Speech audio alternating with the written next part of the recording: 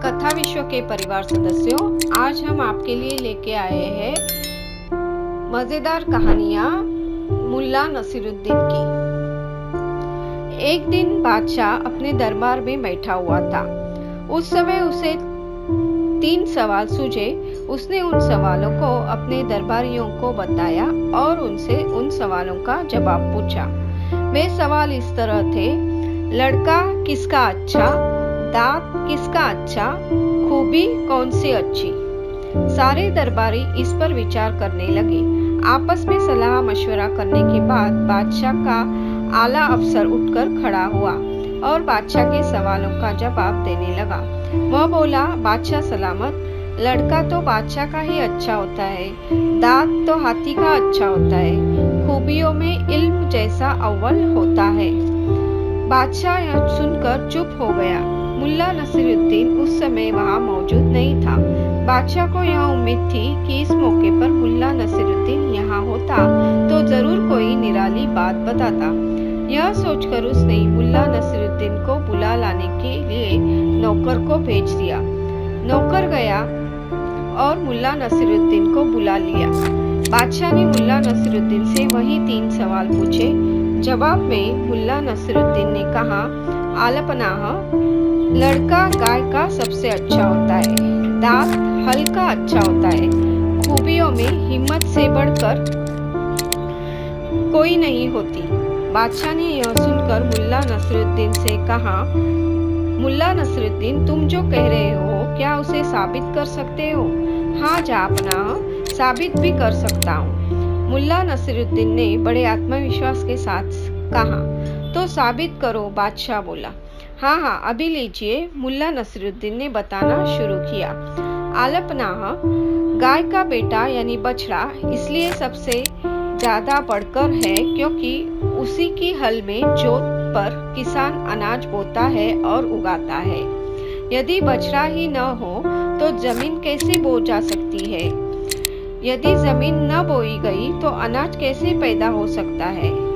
अन्न से ही तो हमारा जीवन चलता है। उसके गोबर से ही तो खाद बनता है जिसका किसान की पैदावार बढ़ती है। रहा आपके दूसरे प्रश्न का जवाब, तो वह सुन लीजिए। दांत हल का इसलिए अच्छा होता है कि उसी के द्वारा जमीन जोती और बोई जाती है, जिससे पैदावार बढ़ती है और आपका व सबका जीवन चलता है। जरा सोचिए हुजूर, जब जमीन बोई ही ना गई तो दुनिया खाएगी क्या? अब तीसरे प्रश्न का जवाब भी सुन लीजिए। मैंने कहा है कि खूबियों में सबसे बढ़कर हिम्मत होती है, क्योंकि हिम्मत के बिना तो सब कुछ बेकार है। जो बहुत बहादुर है किंतु उसमें हिम्मत नहीं है तो वह कुछ नहीं कर सकता। इसलिए हर इंसान ने हिम्मत होनी चाहिए, तभी तो कुछ कोई सिद्ध हो सकता है। मुल्ला नसीरुद्दीन ने तीनों सवालों के जवाब इतनी असरदार आवाज में दिए कि बादशाह को तसल्ली हो गई। उसको मुल्ला नसीरुद्दीन की बुद्धिमानी पर पहले से ज्यादा यकीन हो गया। उसकी नजरों में मुल्ला नसीरुद्दीन की इज्जत और बढ़ गई। कहानी दूसरी, खुशबू की कीमत। मुल्ला नसीरुद्दीन की कहानी। सालों पहले एक भिखारी नंदा नगरी में भूख से तड़पने के कारण खाने के लिए कुछ मांग रहा था। तभी उसे एक व्यक्ति कुछ रोटियां देता है। अब भिखारी रोटी के लिए सब्जी की तलाश करता है। पास ही में एक पंडाल में पहुंचता है।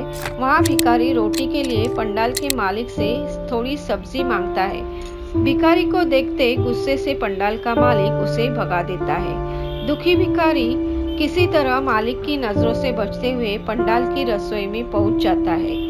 वहां उसे कई तरह की लजीज सब्जियां दिखती है। गरम गरम सब्जियों की भाप निकल रही थी। भाप को देखकर भिखारी के मन में हुआ कि अगर रोटियों को इस भाप के ऊपर रख दिया जाए तो सब्जी की खुशबू उनमें मिल जाएगी। फिर रोटी में सब्जी का स्वाद आने लगेगा और सब्जी की जरूरत ही नहीं पड़ेगी। यह सब सोचते हुए भिखारी रोटी पर सब्जी डालने की जगह उन्हें सब्जी से निकलने वाले भाप पे ऊपर रख देता है। तभी अचानक वहां पंडाल का मालिक आ जाता है और भिखारी को सब्जी चोरी करने के लिए पकड़ लेता है। भिखारी उसे कहता है कि मैंने सब्जी नहीं चुराई, मैं सिर्फ सब्जी की खुशबू ले रहा था। मालिक भिखारी को धमकाते हुए कहता है, अगर तुमने सिर्फ खुशबू ही ली है तो तुम्हें उस खुशबू की भी कीमत चुकानी होगी। डरी हुई आवाज में भिखारी उससे कहता है, मालिक मेरे पास तो कुछ भी तो नहीं है जिससे कि मैं खुशबू की कीमत भी चुका कर सकूं। तब पंडाल का मालिक उसे पकड़कर मुल्ला नसीरुद्दीन के दरबार में ले जाता है। मुल्ला नसीरुद्दीन पंडाल मालिक और भिखारी की बातों गौर से सुनता है और दोनों की बातें सुनने के बाद कुछ देर सोचकर पंडाल मालिक से कहता है कि तुमने अभी अपनी सब्जी की खुशबू के बदले में पैसे चाहिए। पंडाल का मालिक कहता है, जी हाँ। फिर मुल्ला पंडाल मालिक से कहते हैं, ठीक है, तुम्हारी सब्जी की खुशबू की कीमत मैं स्वयं दूंगा। यह सुनते ही पंडाल मालिक खुश हो जाता है। फिर मुल्ला नसीरुद्दीन उसे बताता है कि देखो, मैं तुम्हारी सब्जी की खुशबू की कीमत सिक्कों की खनक से अदा करूंगा। इतना कहते ही मुल्ला ने अपनी जेब से कुछ सिक्के निकाले और दोनों हाथों में लेकर उसे खनखना लगे। फिर उन सिक्कों को दोबारा जेब में डाल दिए। यह सब देखकर पंडाल मालिक हैरान हो जाता है। वह मुल्ला नसीरुद्दीन से कहता है कि यहाँ उन्होंने कैसे कीमत अदा की है। जवाब में मुल्ला कहता है, तुम्हारी सब्जी की खुशबू इस भिखारी ने ली थी, इसी वजह से मैंने तुम्हें सिक्कों की खनक सुनाई। अगर इस भिखारी ने सब्जी ली होती तो मैं तुम्हें सिक्के जरूर देता। मुल्ला का जवाब सुनकर पंडाल मालिक आंखें चुराते हुए वहां से चला जाता है। भिखारी भी खुशी खुशी अपने रास्ते निकल जाता है। कहानी की सीख, बुद्धि और चतुराई से हर समस्या का हल निकाल जा सकता है, जैसा इस कहानी में मुल्ला नसीरुद्दीन ने पंडाल के मालिक के साथ किया। धन्यवाद। तो दोस्तों, कैसी लगी आपको हमारी ये दोनों कहानियाँ, वो जरूर हमें बता दीजिए और शेयर कीजिए, कमेंट कीजिए, सब्सक्राइब कीजिए और बेल बटन जरूर दबाइए ताकि हमारी नई वीडियो आप तक जरूर पहुंचे। धन्यवाद।